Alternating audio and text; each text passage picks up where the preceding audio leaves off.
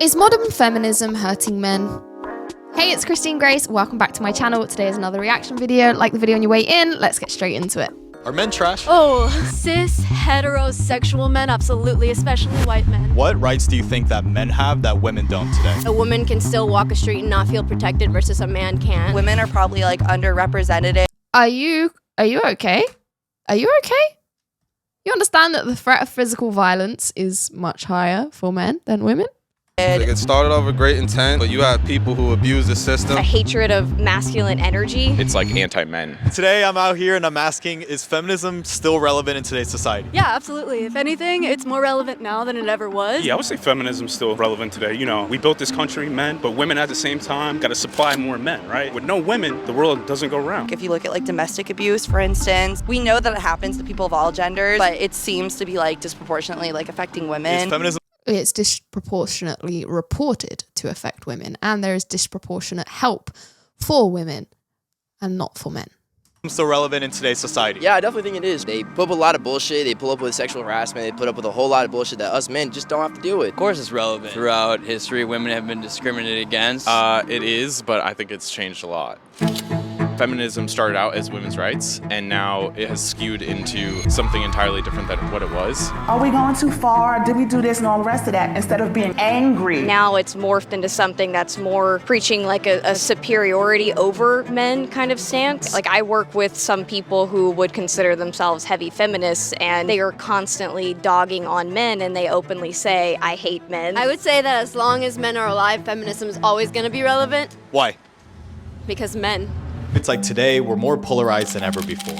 And if men and women can't get along, it can only hurt society. There are some radical feminists who generally hate men. They consider us a hate group. The patriarchy. But in today's lack of nuance, is it considered sexist to even question the topic? And if I had to be honest with myself, could I do it without my own bias? I guess we gon' see.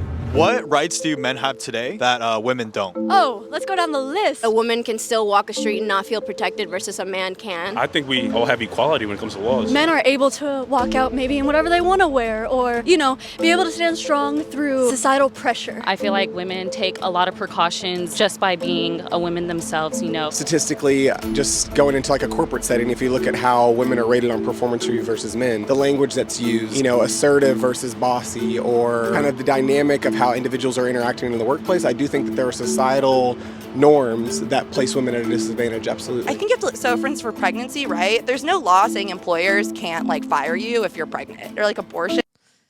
Yeah, there is. And for instance, like that's a law that like only affects women, right? But don't you think that's just kind of explained by like biological differences? But why does that justify making a law anyway that literally discriminates women? And so biological differences lead to different treatments and reality. And so I wanted to take a different view on this topic of equality. Do you think today that women have certain privileges that men don't have? Yeah, part of that goes into being able to say certain things that, you know, men would get scolded for. They can just talk completely out of their ass freely. You're not allowed to say nothing back. Do you think, let's say, like, do men have problems that, let's say, that women don't experience? For example, in statistics, like, men have higher rates of suicide, and, you know, obviously men die more when it comes to, like, wars. Women can go to war. Yeah, but how about, like, Women can go to war. it's true. Who's overwhelmingly going to war and dying in wars? Men. I'm not going to argue that. I mean, I feel like the war thing is a little hard to get into just Men are dying. because for the majority, men are going to war. It's not really women going to war, so of course more men die. Why do you think that is? I feel like that's just because it's kind of like the roles that society portrayed forever How stupid can you be? ago. Men are warriors and men are the ones that are fighting, and then women... Do you think more women should go into war then? Absolutely not. No Okay, so he does have a brain. woman should ever go into any military. But wouldn't that be going against equality if you're barring women from going in the military then? Well, I'm not saying barring, but I'm saying like I feel like as a woman you should know that you're not going to be putting yourself in a healthy situation going into the military, because like it's harder to be a woman in the military than it is to be a man. I think that feminism is also, it's almost an excuse for behavior, flashing your tits or something like that, you know, behaviors like that. Like, but if a guy wanted to pull just his balls out, you know, it would be a little less socially accepted for sure. So So. And I agree with that. Yeah. Do you think in this sense that men have less privilege today than women? Privilege is all kind of like how you look at it, what you're looking for. I think I'm pretty privileged. A lot of black people probably don't say they're privileged, so that's kind of how I look at it. We need to just stop looking and thinking everybody got greener grass and kind of just accept the fact we're not There's a lot of wisdom there. a third world country, you know, with Russia invading us or some bullshit. You know what I mean? Like, life ain't that bad. It's 78 and sunny out. Chill the fuck out. And you're high as shit right now, aren't you? I'm cooked. Oh my gosh. Now, I don't know what to exactly make of what I'm about to explain to you next, but it may explain what's happening with society today. An experiment called Universe 25 created a mice paradise with an abundance of food and water. The aim was to study behavior over a time period in an attempt to explain human societies. And it was all good, but after 315 days, something unexpected happened.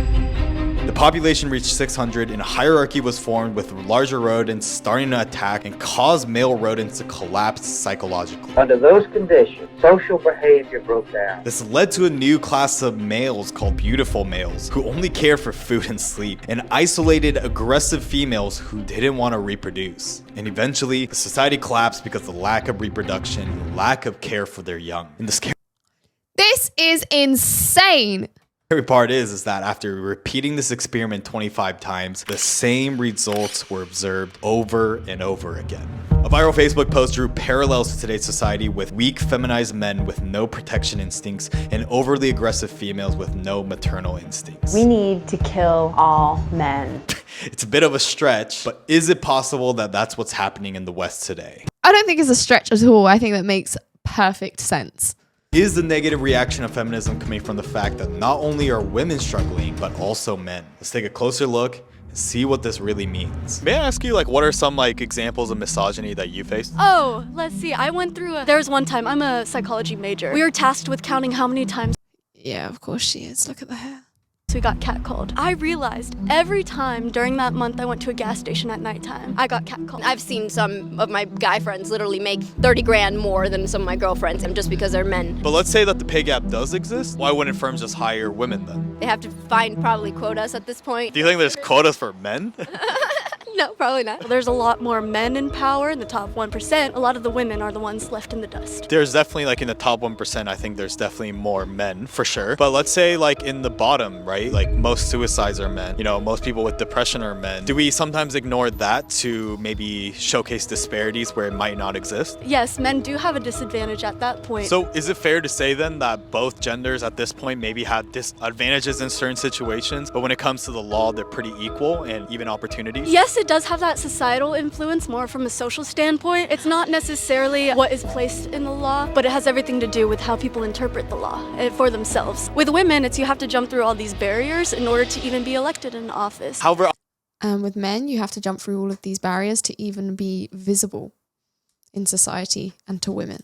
I did hear, though, like, for every male college grad, there's 2 women college grads. And I believe most college students are actually women. So I guess what would you say to that? I know that women are probably like underrepresented in like the military or in trade school, so men might find more interest in doing that instead of like getting a bachelor's. So like that's like a whole career path that like women really aren't being encouraged to do as much. I mean, I guess, would you say that there's probably different interests in general between the genders? Now there's like much more of a push to get women into STEM, so there's like more of that, but when I was younger, there wasn't really that going on. So it does raise the question, does feminism account for the advancements made, or will they have happened regardless? And if so, is feminism more important than ever to preserve progress and also to prevent regression towards inequality? Yeah, absolutely. I think it should remain. Originally, it's not a toxic thing. Again, wrong. Yeah, it is. And what modern society has morphed it into, especially, you know, things like social media, it has turned it into more of a superiority kind of cloak than it is actually pushing equal rights. We have equal rights. So it did make me think, are we at a point now where there's actually male inequality in the West? And in a video titled exactly that seems to be the case. My latest book is... Oh, I reacted to this video. This is such an important video. You should definitely go check it out if you haven't already. and men, why the modern male is struggling, and what to do about it. But is he just one of those red-pilled, misogynistic, cisgendered anti-feminists? And what he found through his research is that women are leaving men behind in advanced metrics like education and the workforce. In the 70s, Title IX was implemented to close a 13% gap in college degrees between men and women, but now there's a 15% gap in favor of women with degrees. And so today, there's evidence that there's inequality on both sides. And as feminism has pushed more representation for women in STEM, we're not seeing similar efforts for men in female-dominated professions like HEAL or health, education, administration, and literacy. And with blue-collar jobs disappearing, men need jobs. And the thing is, there's availability. For every one STEM job, there's 3 HEAL jobs, but currently only 26 of those positions are filled by men, whereas 27% of STEM positions are filled by women. And so the more controversial a topic, the more Because women want to be men, but men don't want to be women. we need to look at the nuance. But today, are we even able to, or even want a discussion in the first place? Are men trash? Cis, heterosexual men, absolutely, especially white men. Weren't you just talking about equality? Oh, absolutely. But we have to have that viewpoint because of how much we've been attacked just by that gender. But you just said that all straight men are trash. Like, that's a pretty big generalization, don't you think? It definitely is. It's not necessarily something I'm gonna like saying via statistics. I'm saying via experience. Are men trash? No, I like my dad. He's not trash, so most men are trash. I don't think men are trash. Men just have more advantages. But like I said, like I wouldn't want to be on the front lines of like, you know, some army. I don't. That's when feminism goes out the window, right? Yeah, that's it. 100% does. And so I wanted to ask the same, but the reverse. Are women trash then? No, I don't think anyone's trash. I like people. I think that there are some people that have had really bad hands, but in general, I would like to think that most people are good. What would happen if we said that women are trash? I say it. Yeah? Yeah, I think they're trash too. I thought you were a feminist. I'm not a feminist, no. Maybe a little misogynistic. No, I'm just kidding. But all kidding aside, in order to have a discussion, there needs to be mutual respect. And if equality truly is the goal, do they mean that in all aspects? Why do you think women are allowed to say that men are trash, but men can't say that women are trash? Because, I mean, just based off of history, you know, men have been the dominant sex. I mean, not even really 100 years ago, women were more of an obtained piece of property. Sometimes women are trash. But I think more men than women, for sure. It's one of the many double standards. That's because of what feminism has turned into. It's no longer about the quality of men and women, it is more the differences between men and women. And in recent times, that history of inequality has been exposed in no other place than Hollywood. With Hollywood's sex abuse scandal growing by the day, Me Too movement. Me Too. Me Too. Me Too. The Me Too movement in 2017 raised awareness to numerous stories of sexual abuse of women in the workplace. And not only was the movement successful in exposing individuals like Harvey Weinstein, it even had an impact on public policy through the passage of laws to prevent harassment in the workplace. But like anything, the pendulum swings both ways. Despite its success, the Me Too movement promoted extreme slogans such as "Believe all women," and along with it created a climate of fear where innocent men were unfairly accused and reputations destroyed. Did Johnny brutalize you? Ever? And the most notable was the Johnny Depp-Amber Heard case, where Heard wrote an op-ed alleging that she was a victim of abuse. And it wasn't until 4 years after getting canceled from everything when Depp won the defamation trial for the false allegations. Do you think that in a certain way Me Too movement also went too far? It started off with great intent, and it's designed to have great intent, but you have people who abuse the system and people who take advantage of it, and they see a payday or a time for fame, and it ruins it for the real people out here who are actually victims. Me Too is for true survivors.